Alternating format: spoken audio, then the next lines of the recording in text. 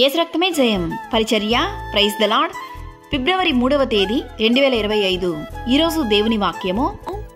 యెహోవా నిన్ను నిత్యము నడిపించును, క్షామకాలమున ఆయన నిన్ను తృప్తిపరచి నీ ఎముకలను బలపరచును.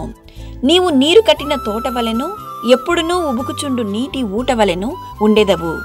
యెషయా గ్రంథం 58వ అధ్యాయం 11వ వాక్యము. అవును, క్రీస్తునందు ప్రియమైన వారులారా, యెహోవా నిన్ను నిత్యము నడిపించును. యెహోవా నీకు క్షేమము విస్తరింపజేసి ఉన్నాడు. నీ అనారోగ్య పరిస్థితులను మార్చే దేవుడు నీకు తోడుగా ఉన్నాడు. ఆయన నిన్ను తృప్తిపరిచి నీ ఎముకలను బలపరచును. మంచి గోధుమలతో నిన్ను తృప్తిపరచువాడు ఆయనే. నీ పరిస్థితులు బాగా లేకపోయినా దేవుని యందు విశ్వాసం కలిగి ఉండు. అనవసరమైన విషయాలను బట్టి కలవరపడకు. నిజమైన విశ్వాసం కారు చీకటిలో కూడా వెలుగును చూచును. దుఃఖ పరిస్థితిలో సంతోషాన్ని చూడగలవు. యుగ సమాప్తి వరకు నీతో కూడా ఉంటాను అని చెప్పిన దేవుని కొరకు కనిపెట్టి వేచియుండు. ఆయన సన్నిధిలో ప్రతిరోజు ప్రార్థించుము.